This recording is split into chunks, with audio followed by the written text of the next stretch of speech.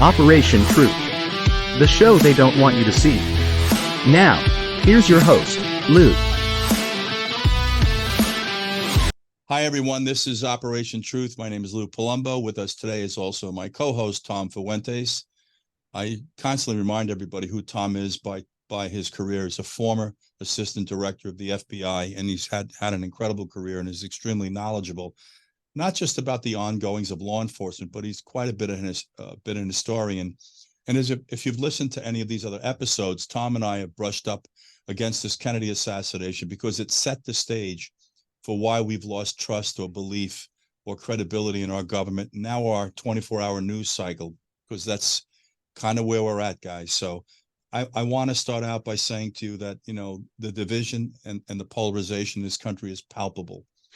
There's a way to address it, guys. You've got to become part of this conversation. You have to divorce yourself from your politics and your agenda and understand that the decisions that you make are going to impact your children. I don't really like this topic, but if you think it's okay that when our children are 4 or 5 or 6, they should be talked about sexuality, they can't reconcile it, process it, intellectually digest it on any level, emotionally on any level, then support people that are pushing that agenda. If you believe what's going on in your borders, and to be very honest with you, it's way beyond 5.5 million people that have crossed illegally into this country. In fact, not to go off on a little bit of a tangent, but Eric Adams, the mayor in the city of New York, Mr. Open Arms, New York City, is now telling the migrants, please don't come here anymore. We can't take care of you. And you can only stay for 2 months, and then you have to leave. I like to figure out how they're going to carry that one out. And we can't fund it any longer, which is probably going to bankrupt the city and bankrupt the state. Not to go off on this tangent, but you'll find this interesting. They just finally gave the New York City police officers a borderline livable wage. They gave them about a 24 or 25% raise. They gave lieutenants 18% as a raise. He's screaming about $5 million a day for the illegal migrants in the city of New York. I'm just curious, but where the hell is this money coming from? We're going to bankrupt the city. No, we're going to impose congestion pricing. We're already having a problem getting people to come into New York City because of the safety factor and the cost associated.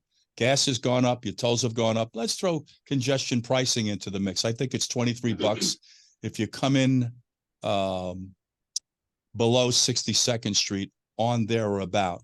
But the bottom line is this border issue is a serious issue. If you think what's going on at the borders is okay and is in the best interest of your children in the future of this country, support the political mechanism that supports that. If you believe what's going on in your major cities is conducive to healthy cities, then support the political mechanism that supports that.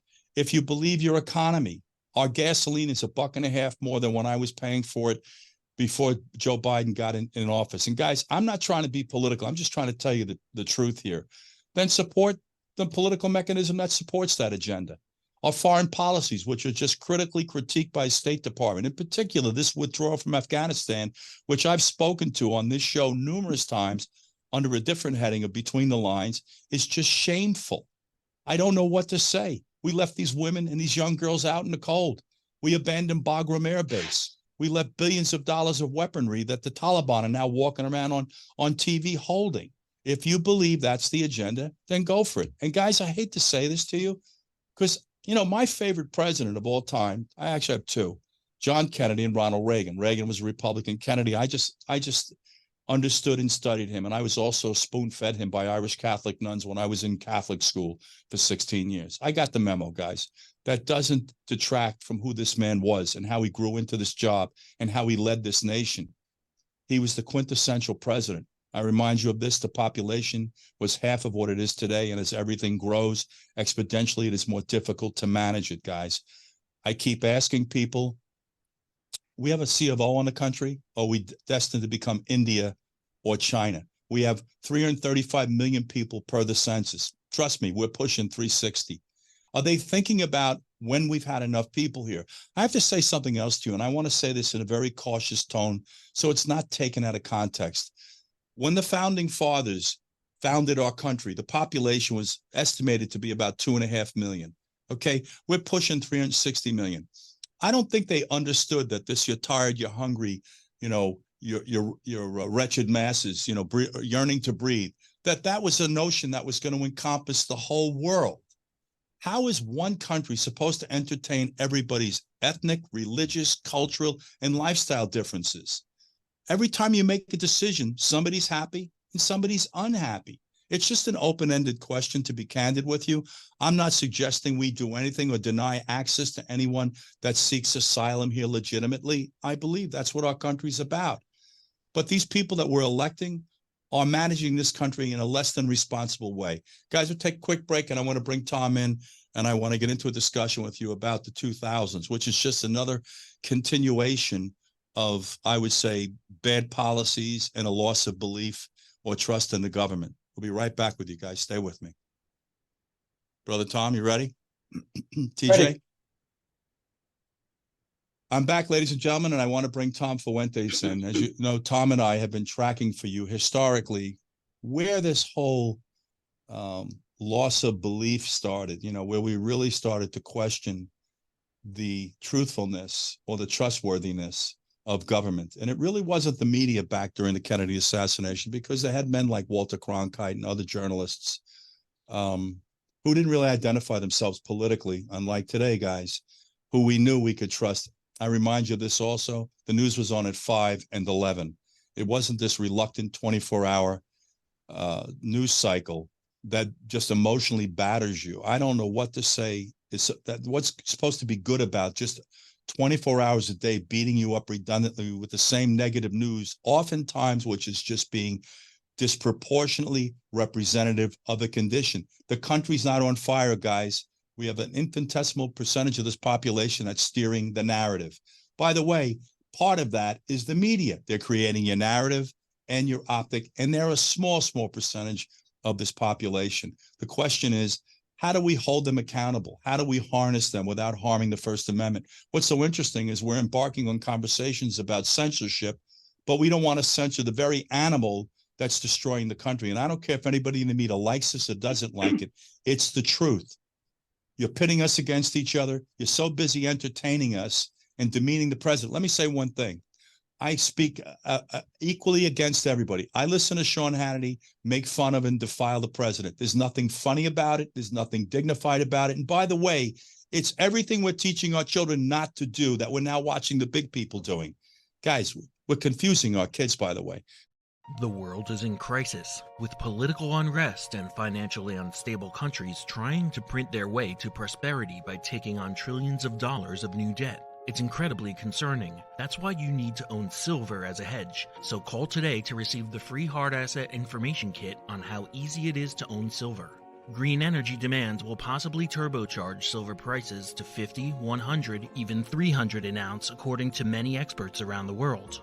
Silver is a proven hedge against inflation. Since 1971, silver has returned over 11% when averaged yearly. Silver is a proven wealth preservation for hundreds of years. Hard Asset Management is a trusted leader in precious metals and rare coins for nearly 40 years. We have the guaranteed lowest prices, fast and easy ordering, expedited shipping, with award-winning customer service available 8 a.m. to 8 p.m. CST, Monday through Friday. So protect yourself from the chaos. Invest in stability with Hard Asset Management. Call now and get your free Hard Asset Management information kit on how easy it is for you to own silver. 844-426-4653. 844-426-4653. In any case, I want to bring Tom in. I want to have a conversation with Tom, starting with the 2000s, which is the beginning of the George W. Bush administration. And Tom, as you and I both know, he was in office about 9 months when the buildings came down. I was in Times Square on Broadway and 44th Street, security detail with Sarah Ferguson, the Duchess of York. I was actually on set with Charlie Gibson and Diane Sawyer, providing security for ABC as well. And that was quite an interesting morning and inadvertently an afternoon. But Tom, I want to talk to you about what was going on with this, because you were in the FBI at the time. What was going on with the exchange of information or the monitoring of activities with these terrorist groups? What was going on here based on your understanding? Well, the problem, Lou, was that Department of Justice, Janet Reno and Jamie Gorelick had issued strict orders that if you're conducting criminal investigations, you can't bleed that over to national security investigations. And, at the time, they referred to it as the Chinese wall. The FBI and the CIA cannot exchange direct information about terrorist organizations or threats to national security. Tom, just to clarify, Janet Reno was on whose administration? That's Clinton we're talking about. She's Clinton, and one of her key assistants is Jamie Gorelick, who was issuing orders not to be sharing this information, keeping the wall separating law enforcement and intelligence. Now, interestingly, later, Jamie Gorelick is on the 9/11 Commission, and in my opinion, most of the commissioners on the 9/11 Commission were there to protect their own hide. She's there to protect the fact that, oh, no, I never issued those kind of orders. Yes, she did. So you have people protecting their own positions, their own personal careers in that commission. So that was in many ways a sham. But in any event, Janet Reno, at that time, they have all kinds of intelligence coming in about bin Laden, Al Qaeda, what they had started to do. And their threats to terrorist acts that they committed against the U.S. coal in Aden Harbor, against U.S. embassies, Kenya and Ethiopia. And then finally, bin Laden issues the statement to the U.S., one of his fatwas, as they call them, we're coming after the United States. We're going to take this to you, men, women, and children of America. And basically, that starts his planning to actually come after us. So the plan to attack the United States through the 9/11 attack is already hatched and being worked. And one of his key lieutenants, Khalid Sheikh Mohammed, is put in charge of recruiting the terrorists that are going to fly the planes, make sure they get sent to flight schools to learn how to fly the planes, not to land them, but take over a plane and fly it into a building. Tom, just give me whose administration we're on at this time. We're talking about these plans that were being hatched to attack the Trade Center. Well, that's still in the Clinton administration. Still in the Clinton administration. I just want to have a clarification on that because that's highly relevant. Going into the Bush administration. Now, I was in the FBI at the time, and each year, each department, I was running organized crime. You have to submit your budget and document what you see as the threats, what resources you need to go against those threats and keep the country safe. And that goes into the major budget submission of your section, your division, and the FBI itself to the Department of Justice, and then to the Office of Management and Budget, then to Congress. So this process at the time when under the Bush administration now, when the new Attorney General takes over, Ashcroft, he issues that, in his opinion, the top threats to the United States are guns and gangs, street crime. Well, that's okay. You could say that now even. But he doesn't want to hear about this. The FBI submits that year's budget proposal, and it included a request for a couple hundred agents to work, basically Al-Qaeda, work that kind of terrorism, and a couple hundred linguists so that we can translate documents and radio broadcasts and other postings that are done in Arabic for the most part, some in Farsi, some in Pashtun, other languages. So anyway, that proposal goes in and Ashcroft rejects it. Now, in the spring of 2001, Louis Freeh leaves the FBI. Tom Picard, friend of mine, becomes the acting director until a new director gets selected. So Tom Picard gets the rejection documentation from DOJ saying, no, you're not getting a couple hundred agents that can work terrorism. You're not getting translators. You're not getting this. You're not getting that. And so therefore, you address guns and gangs, period. Now, Tom Picard in the summer of 2001 sends the rebuttal back to DOJ saying, no, we want this reassessed, that we disagree. We think we need to look at this coming terrorism and coming threats to the United States, and that's rejected. Tom, I just want to make sure we're clear for everyone. We're now talking about George W. Bush's administration. Just for clarification, am I correct? Right. Thank you. Continue, Tom. So now the CIA, even to this day, they prepare a briefing early in the morning. They get in all of the messages, discussions from all around the world, from their various station chiefs. And in the morning, they put together the Presidential Daily Brief. Now, it has a limited distribution, a couple hundred copies, At that time, so many copies go to the State Department, so many go to Congress, so many go to members of the executive branch, and then so many to the president himself. I was on the distribution list. I forget what number I was, but I received that daily brief in the morning every day. And in the daily brief that the CIA is doing, they're setting the alarm that terrorism is coming, that bin Laden has issued these public statements that he's coming after us. And frankly, it goes to the White House and it kind of falls on deaf ears still. And so then you have the headline that they issue in one of their daily briefs before 9/11, bin Laden determined to attack the U.S. on U.S. soil. That gets ignored. So then 9/11 happens. George Tenet, running CIA, immediately knows, okay, that's Al Qaeda. We knew this was coming. We warned the administration, the Congress, the State Department, other executives that this attack, in some form or other, this attack was going to happen, and now it has happened. So they knew well right then what had happened, but it had fallen on deaf ears in the administration. Can I just make one observation, Tom? I'd like you to affirm if I'm correct. Sounds like both of these administrations had their fingerprints on this. Am I correct? Is that a safe statement to make? That's what. So when we listen to the arguments that, oh no, it was the Bush administration, oh no, it was the Clinton administration, it was both of these administrations mismanaged this issue. Period. End of discussion. So we have 9/11 happens, and where do we go from here, Tom, with Tenet? Well, after 9/11 happens, then they have to find somebody. Well, who's responsible for this? How did this happen? What enemy can we go after? And so Dick Cheney and the administration immediately nominate Saddam Hussein. He must have done this. Well, that wasn't true, and most experts knew at the time that's a lie, because Saddam Hussein himself hated Al Qaeda. He did not give them safe haven in Iraq. They were not allowed to use any part of Iraqi land to train on or to plan a mission or any of that. That was out. But, Cheney and others and the neocons decided he'll be the perfect enemy. We can wage war against Iraq.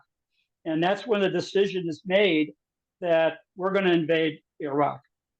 Can I just bring up something historically, Tom, that you and I talked about in prior podcasts? We actually butted up to Saddam Hussein, who did our bidding fighting the Iranians at one point. And our relationship with him in the 90s in particular was still pretty good prior to the invasion of Kuwait. Am I correct? Right. Well, through the 80s especially, Iran and Iraq fight a war for 10 years. And they use, what would now be illegal weapons and gas and all kinds of bad things. But they wage war, and essentially after 10 years, they fight to a draw. And they just agree to just stop fighting. So Iran goes back to their corner, Iraq, into their corner. And so that pretty much stops that. Now, I was in Iraq as the FBI's first on-scene commander starting in July 2003, right after our invasion of Iraq. And my team and I are staying in a small palace at the airport, Baghdad International Airport. And that's a palace that's used for foreign dignitaries when they come to meet with the government, Saddam Hussein, and other officials. So we're staying in this relatively small, like a small house.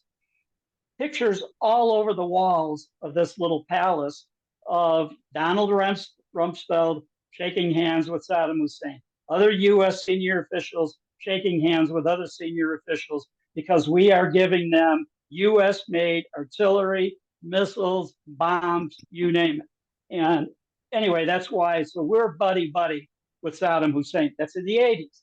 Now, in the early 90s, Saddam Hussein invades his neighbor, Kuwait.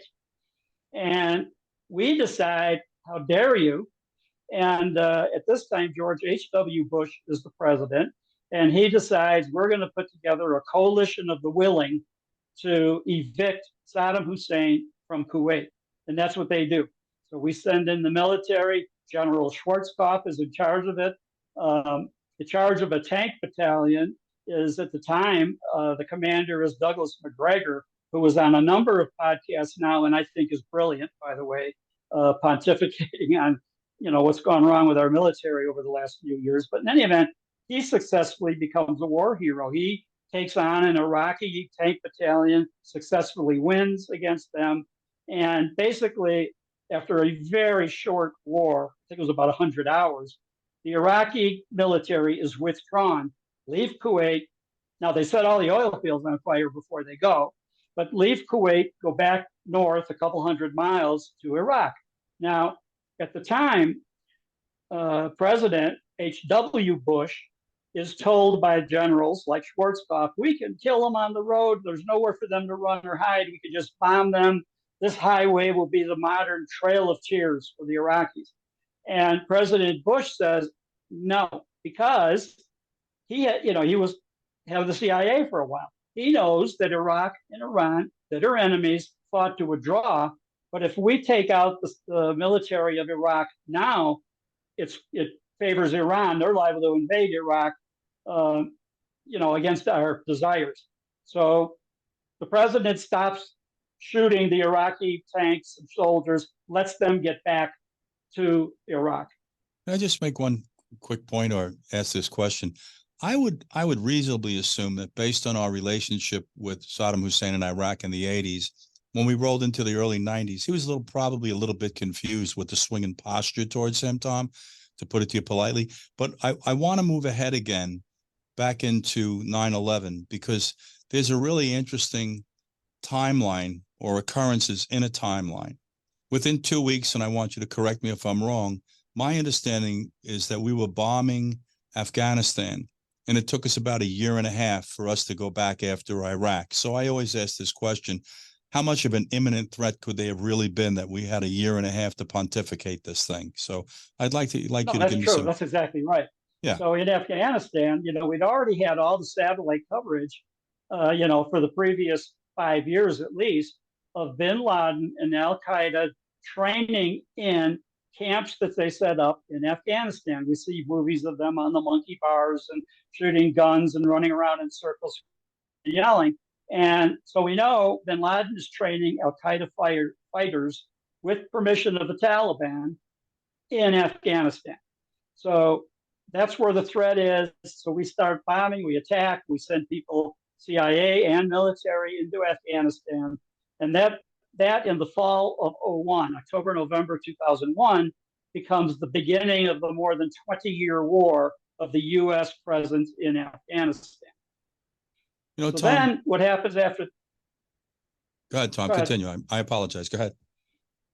Okay. What happens after that is, after 9/11 is attacked, Dick Cheney and the other neocons advised President Bush, Saddam Hussein did this. Well, that was a complete lie. Saddam Hussein hated Al Qaeda. He would never have entertained competition from any other organization. So he did not back up these Arabic terrorist organizations like Al Qaeda at that time. And they knew it. So, we talk about the lie of weapons of mass destruction and all that. Well, before that lie is the lie that Saddam Hussein was behind 9/11. He had nothing to do with it. Our administration knew, our intelligence community knew he had nothing to do with it, but they wanted to invade Iraq and turn him into public enemy number one, and that's what happens. Silver is a proven wealth preservation for hundreds of years. Hard Asset Management is a trusted leader in precious metals and rare coins for nearly 40 years. We have the guaranteed lowest prices, fast and easy ordering, expedited shipping, with award-winning customer service available 8 a.m. to 8 p.m. CST, Monday through Friday. So protect yourself from the chaos. Invest in stability with Hard Asset Management. Call now and get your free Hard Asset Management information kit on how easy it is for you to own silver. 844-426-4653. 844-426-4653. So the question, Tom, is why? What drove that decision? In other words, clearly we needed to focus on Pakistan and Afghanistan, which were bases of operation for these terrorist elements. But how did we somehow rationalize that Iraq or Hussein was the guy to go at? This is so disturbing, because all we did was waste American lives in that country. We, once again, and this is just my opinion, and guys, I want to also say to you that some things we speak to you about are factually driven. You can fact check them. We recommend you do it. We offer, encourage the challenge. Sometimes it's opinion, conjecture, That's really what I'm getting into right now. My opinion is that this decision with Iraq was driven by oil, if I'm correct. And I don't know what the hell else would have allowed this country to pour so many resources into Iraq for such a period of time, Tom. What do you think? Just answered your own question, because Iraq, go back and look at every war we've been involved in since the end of World War II. How many have we won? How many do we fight to the end so we win it? Like World War II, we won in about 3.5 years.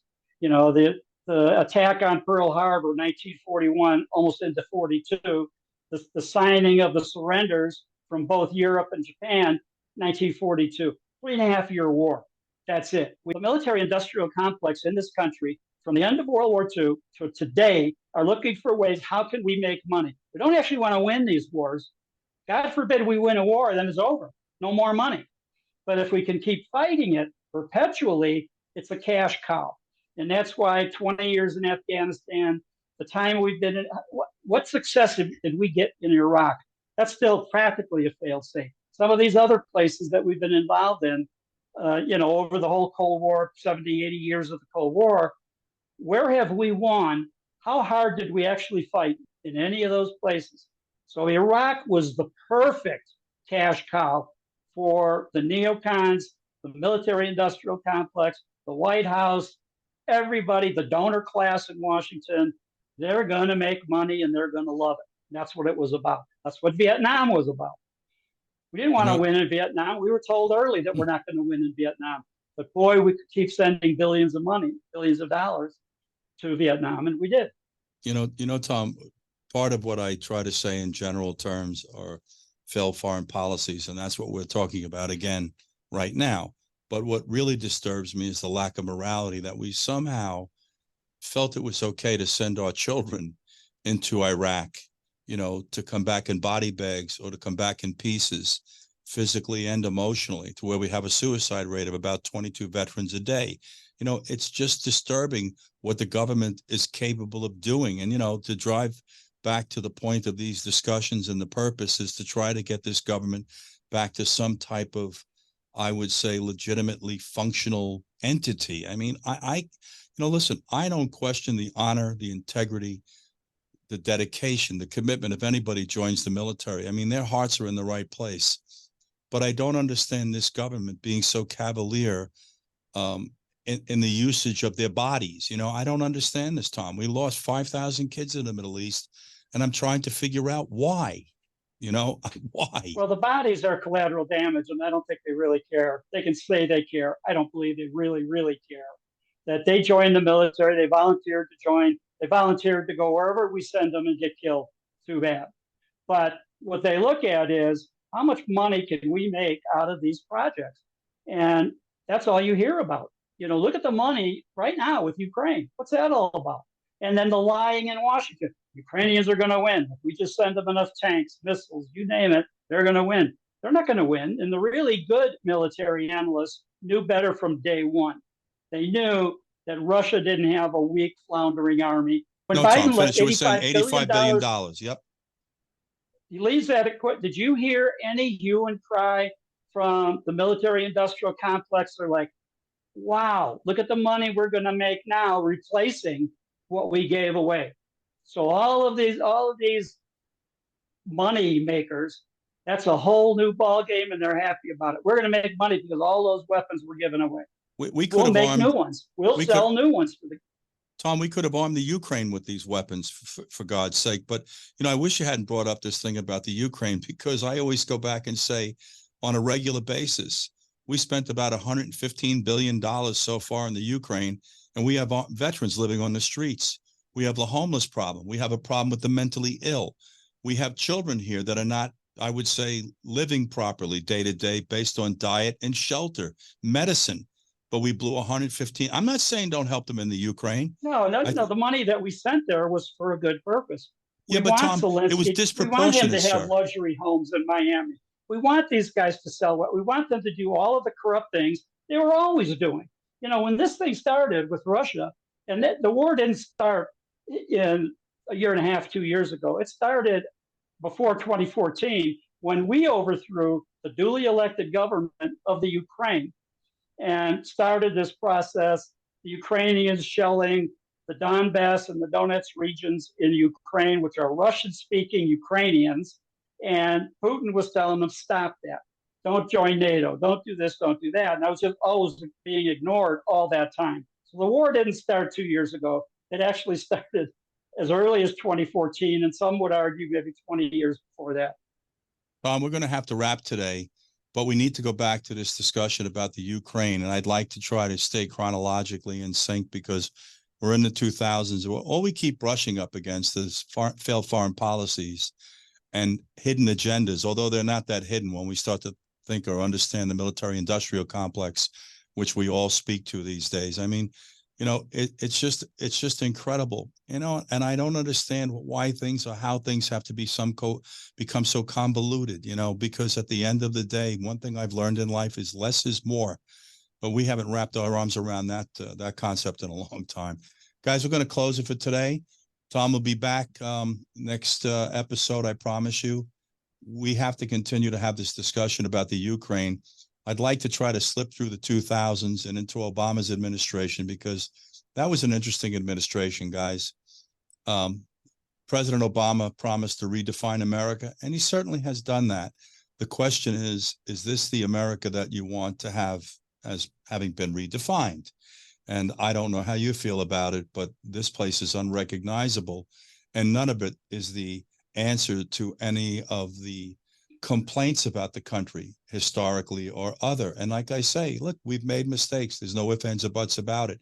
If you want to fixate on these mistakes and beat each other over the head based on things that happened in a time where none of us were even thought about, our parents or our grandparents were even thought about, knock yourself out. It'll bear no fruit, but it will disrupt and destroy the future of our children, guys. We're going to come back to you next week. I promise Tom will be back. We're going to continue this conversation with the administrations and where they falter in their foreign policies, among other things, and why we're so damn distrustful of the government and now the media post, you know, with the advent of the 24-hour news cycle. Guys, thank you for joining us. Tom, thank you for your wisdom as always. And we're going to be back next week, guys. This is Operation Truth. Please look us up, become part of this conversation. Thank you, guys.